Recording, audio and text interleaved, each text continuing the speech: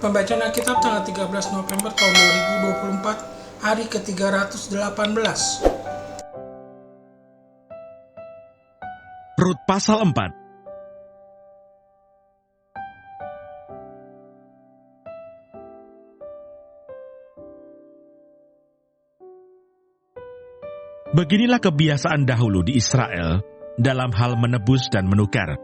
Setiap kali orang hendak menguatkan sesuatu perkara, maka yang seseorang menanggalkan kasutnya sebelah dan memberikannya kepada yang lain. Demikianlah caranya orang mensahkan perkara di Israel.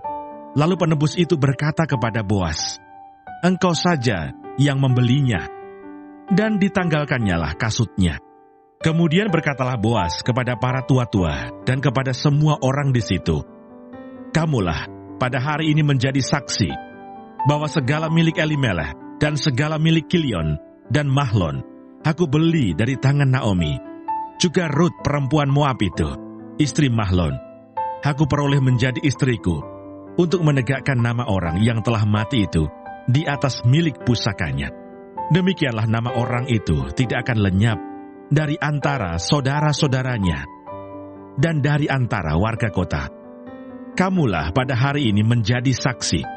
Dan seluruh orang banyak yang hadir di pintu gerbang dan para tua-tua berkata, "Kamilah menjadi saksi. Tuhan kiranya membuat perempuan yang akan masuk ke rumahmu itu sama seperti Rahel dan Lea, yang keduanya telah membangunkan umat Israel. Biarlah engkau menjadi makmur di Efrata, dan biarlah namamu termasyur di Betlehem. Keturunanmu kiranya menjadi seperti keturunan Peres yang dilahirkan Tamar bagi Yehuda, oleh karena anak-anak yang akan diberikan Tuhan kepadamu dari perempuan muda ini." Lalu Boas mengambil Rut dan perempuan itu menjadi istrinya, dan dihampirinyalah dia. Maka atas karunia Tuhan, perempuan itu mengandung, lalu melahirkan seorang anak laki-laki. Sebab itu perempuan-perempuan berkata kepada Naomi, "Terpujilah Tuhan yang telah rela menolong engkau pada hari ini dengan seorang penebus. Termasyurlah kiranya nama anak itu di Israel, dan dialah yang akan menyegarkan jiwamu dan memelihara engkau pada waktu rambutmu telah putih. Sebab menantumu yang mengasihi engkau telah melahirkannya, perempuan yang lebih berharga bagimu dari 7 anak laki-laki." Dan Naomi mengambil anak itu, serta meletakkannya pada pangkuannya, dan dialah yang mengasuhnya. Dan tetangga-tetangga perempuan memberi nama kepada anak itu, katanya, "Pada Naomi telah lahir seorang anak laki-laki." Lalu mereka menyebutkan namanya Obed.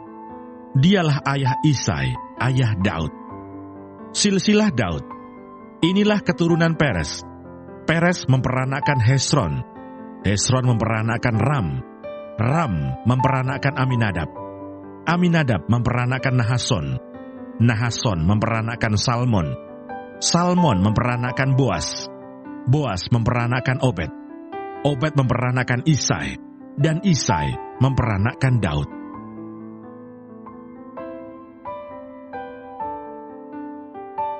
Mazmur 94.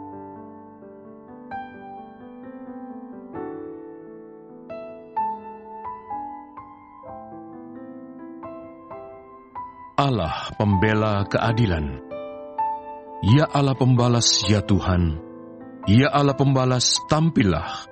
Bangunlah, ya hakim bumi. Balaslah kepada orang-orang congkak apa yang mereka lakukan. Berapa lama lagi orang-orang fasik, ya Tuhan? Berapa lama lagi orang-orang fasik beria-ria? Mereka memuntahkan kata-kata yang kurang ajar. Dan semua orang yang melakukan kejahatan itu menyombong. Umat-Mu, ya Tuhan, mereka remukkan, dan milik-Mu sendiri mereka tindas. Janda dan orang asing mereka sembelih, dan anak-anak yatim mereka bunuh. Dan mereka berkata, "Tuhan tidak melihatnya, dan Allah Yakub tidak mengindahkannya." Perhatikanlah, hai orang-orang bodoh di antara rakyat. Hai orang-orang bebal, bilakah kamu memakai akal budimu? Dia yang menanamkan telinga, masakan tidak mendengar? Dia yang membentuk mata, masakan tidak memandang? Dia yang menghajar bangsa-bangsa, masakan tidak akan menghukum? Dia yang mengajarkan pengetahuan kepada manusia. Tuhan mengetahui rancangan-rancangan manusia. Sesungguhnya, semuanya sia-sia belaka. Berbahagialah orang yang kau hajar ya Tuhan, dan yang kau ajari dari Taurat-Mu, untuk menenangkan dia terhadap hari-hari malapetaka, sampai dikali lubang untuk orang fasik. Sebab Tuhan tidak akan membuang umat-Nya, dan miliknya sendiri tidak akan ditinggalkannya. Sebab hukum akan kembali kepada keadilan, dan akan diikuti oleh semua orang yang tulus hati. Siapakah yang bangkit bagiku melawan orang-orang jahat? Siapakah yang tampil bagiku melawan orang-orang yang melakukan kejahatan? Jika bukan Tuhan yang menolong aku, nyaris aku diam di tempat sunyi. Ketika aku berpikir, kakiku goyang, maka kasih setiamu ya Tuhan menyokong aku. Apabila bertambah banyak pikiran dalam batinku, penghiburanmu menyenangkan jiwaku. Masakan bersekutu dengan engkau tahta kebusukan yang merancangkan bencana berdasarkan ketetapan? Mereka bersekongkol melawan jiwa orang benar dan menyatakan fasik darah orang yang tidak bersalah. Tetapi Tuhan adalah kota bentengku, dan Allahku adalah gunung batu perlindunganku. Ia akan membalas kepada mereka perbuatan jahat mereka, dan karena kejahatan mereka, Ia akan membinasakan mereka. Tuhan Allah kita akan membinasakan mereka.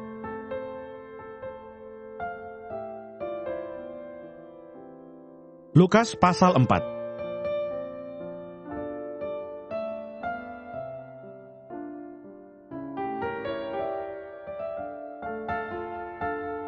Yesus ditolak di Nazaret. Ia datang ke Nazaret, tempat ia dibesarkan, dan menurut kebiasaannya pada hari Sabat, ia masuk ke rumah ibadat, lalu berdiri hendak membaca dari Alkitab.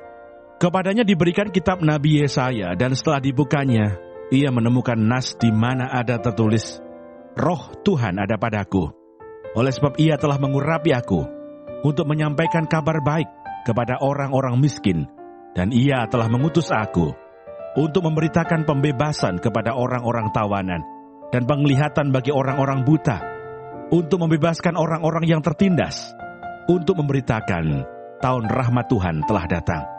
Kemudian ia menutup kitab itu, memberikannya kembali kepada pejabat, lalu duduk, dan mata semua orang dalam rumah ibadat itu tertuju kepadanya. Lalu ia memulai mengajar mereka, katanya, pada hari ini genaplah nas ini, sewaktu kamu mendengarnya. Dan semua orang itu membenarkan dia, dan mereka heran akan kata-kata yang indah yang diucapkannya. Lalu kata mereka, bukankah ia ini anak Yusuf? Maka berkatalah ia kepada mereka, tentu kamu akan mengatakan pepatah ini kepadaku, hai tabib, sembuhkanlah dirimu sendiri, perbuatlah di sini juga, di tempat asalmu ini, segala yang kami dengar, yang telah terjadi di Kapernaum. Dan katanya lagi, aku berkata kepadamu, sesungguhnya tidak ada nabi yang dihargai di tempat asalnya. Dan aku berkata kepadamu, dan kataku ini benar, pada zaman Elia terdapat banyak perempuan janda di Israel, ketika langit tertutup selama 3 tahun dan 6 bulan, dan ketika bahaya kelaparan yang hebat menimpa seluruh negeri.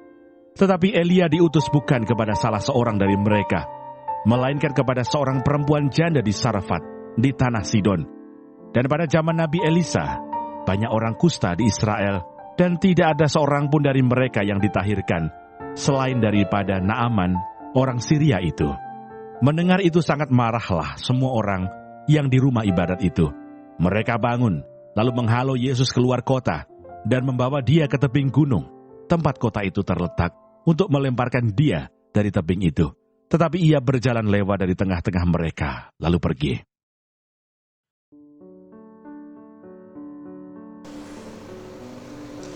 Tema minggu ini memberi yang terbaik bagi Allah.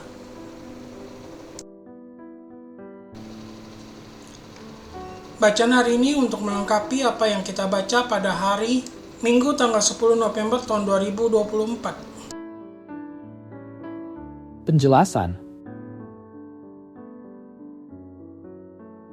Rut pasal 4 ayat 7 sampai dengan 22, dalam penutup kisah Rut, kita melihat kesimpulan dari perjalanan iman, kasih setia, dan pengabdian Rut dan Boas.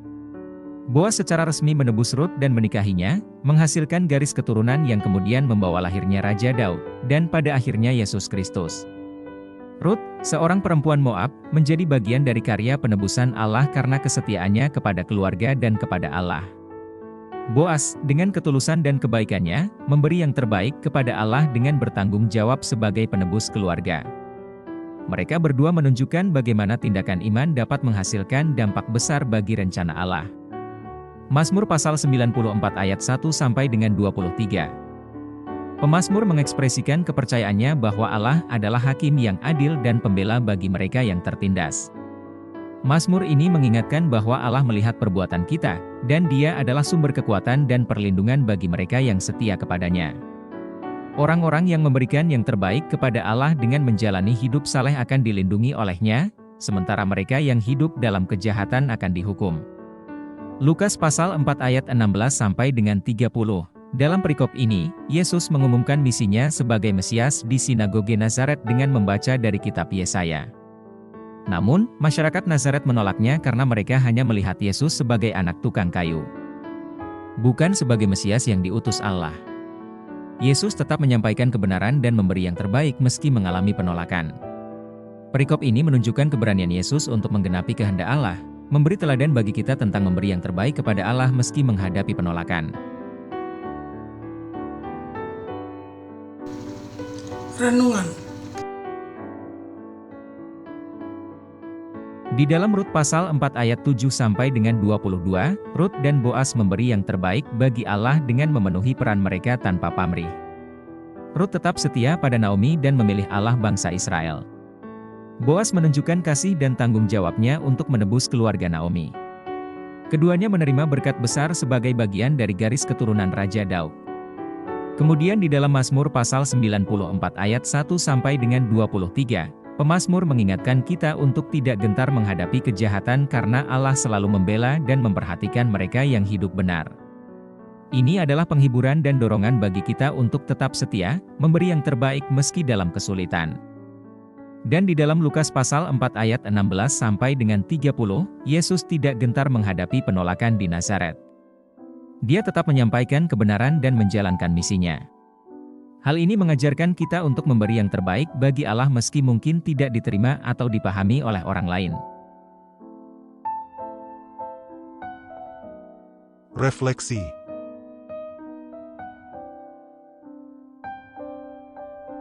Apakah kita juga setia pada panggilan hidup kita dan rela berkorban untuk memenuhi kehendak Allah?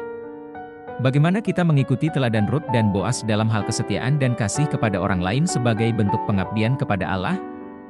Dalam Rut pasal 4 ayat 7 sampai dengan 22, kisah Rut dan Boas yang tetap setia untuk memberikan yang terbaik buat keluarga Naomi di mana Rut tetap setia pada Naomi, dengan memenuhi peran dan tanggung jawab mereka ini merupakan pemberian yang terbaik juga untuk Allah.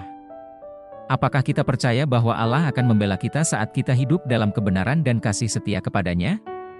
Di tengah ketidakadilan atau kesulitan, bagaimana kita tetap percaya pada keadilan dan kasih setia Allah? Mazmur pasal 94 ayat 1 sampai dengan 23, jika kita percaya dan setia kepada Allah di dalam menghadapi segala kesulitan yang kita hadapi, Allah pasti selalu membela dan memperhatikan kita. Apakah kita berani memberi yang terbaik dalam hidup kita meski orang lain mungkin tidak mendukung atau memahami kita? Apakah kita bersedia memberi yang terbaik bagi Allah meskipun menghadapi risiko penolakan atau tantangan dari orang lain? Lukas pasal 4 ayat 16 sampai dengan 30. Meski mungkin apa yang kita berikan untuk Allah itu tidak diterima atau dipahami oleh orang lain, jika kita tetap memberikan yang baik untuk Allah, Dia pasti menerimanya. Kesimpulan. Memberi yang terbaik bagi Allah menuntut kesetiaan, keberanian, dan ketulusan hati. Rut dan Boas menunjukkan kasih setia dan tanggung jawab mereka kepada Allah dan keluarga, yang membawa mereka menjadi bagian dari karya besar Allah. Pemazmur mengingatkan kita untuk percaya bahwa Allah adalah hakim yang adil dan pelindung bagi yang setia. Yesus mencontohkan keberanian untuk tetap setia menjalankan kehendak Allah meskipun menghadapi penolakan. Kiranya kita diberi kekuatan dan keberanian untuk selalu memberi yang terbaik bagi Allah dalam setiap aspek kehidupan kita, mengandalkan kekuatan dan kasih-Nya yang tak terbatas.